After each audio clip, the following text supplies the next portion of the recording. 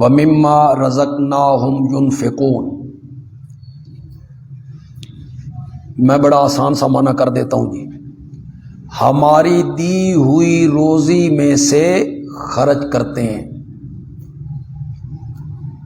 حال یہ ہے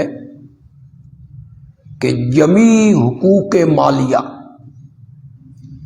جتنے حق ہیں نا جی، زکوٰۃ، عشر، اس کے علاوہ رشتہ داروں کے، غریبوں کے، مسکینوں کے، یتیموں کے،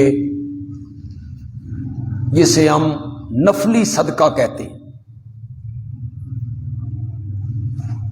خواہ وہ واجب ہوں یا واجب نہ ہوں،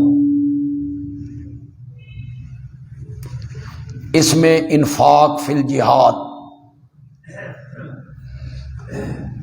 انفاق فی المندوب، اچھے کاموں میں خرچ کرنا،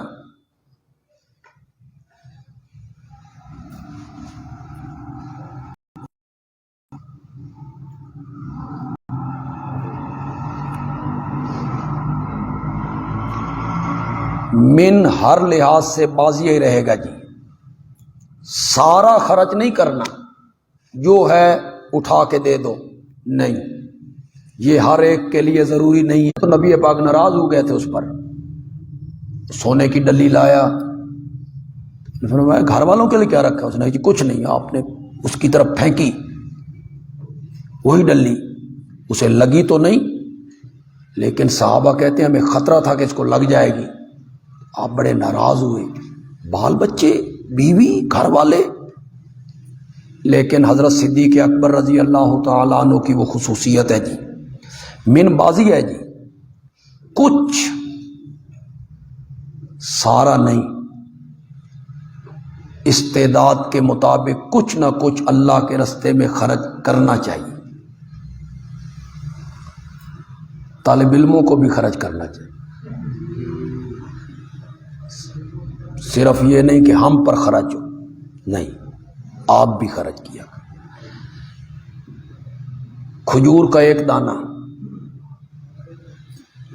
10 روپے، 5 روپے، کوئی ضروری تو نہیں ہے نا کہ آپ 100 روپے ہی خرچ کریں۔ میرا اپنا خیال یہ ہے، اور یقیناً صحیح خیال ہوگا، ایک کروڑ پتی آدمی، کروڑ پتی، وہ خرچ کرتا ہے 20,000، اور 500-600 روپے دہاڑی کا مزدور وہ خرچ کرتا ہے 10 روپے، اللہ کی نگاہ میں یہ دونوں برابر ہیں، کرنا چاہیے۔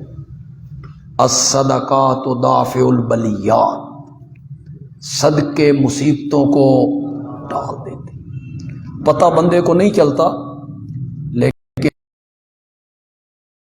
کو دور کر دیتے۔ اللہ کی راہ میں صدقہ کرنا چاہیے غریبوں پر۔ چلو طالب علم اور صدقہ نہ کر سکیں تو نبی اکرم صلی اللہ علیہ وسلم کا فرمان ہے کہ اگر اس لہجے میں تکبر نہ ہو، دوسرے کی ہتک نہ ہو، دوسرے کی توہین نہ ہو، دوسرے کو عزت دی جائے، تو یہ جو مدرسوں میں رہنے والے لوگ ہیں، ہمارے اندر یہ اوصاف پیدا ہونے چاہیے۔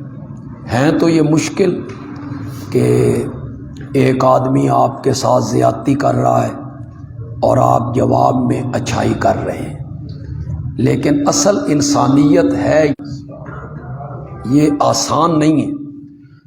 تو گفتگو میں اپنا لہجہ اچھا رکھنے کی کوشش کریں۔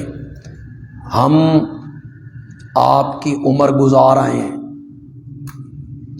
اور آپ نے ہماری عمر تک پہنچتے پہنچتے بڑی وقت لگے گا آپ کو، تو ہمارے تجربے سے فائدہ حاصل کریں۔ کوئی دور ہم پہ بھی گزرا ہے، رگڑا لگاؤ، دوسروں کی سلواریں اتار کے درختوں پہ ٹانگ دو۔ میری کچھ جاہلیت کے زمانے کی تقریریں، وہ دور جاہلیت تھا کہ یہ کر دیں گے، وہ کر دیں گے، اس کا کوئی فائدہ نہیں ہوتا، کک فائدہ نہیں ہوتا۔ وہ کون خوش ہوتے ہیں؟ مسجدوں کے مؤذن، 1-2 دن ہوگی بعد میں نہیں، ان کا ایک نمازی ٹوٹ جائے نا،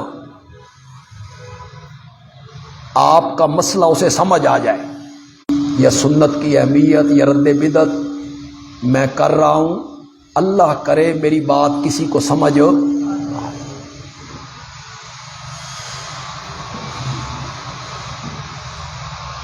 اس میں آپ کی آخرت بھی بن جائے گی جی، دنیا بھی بنے گی، آخرت بھی بنے گی۔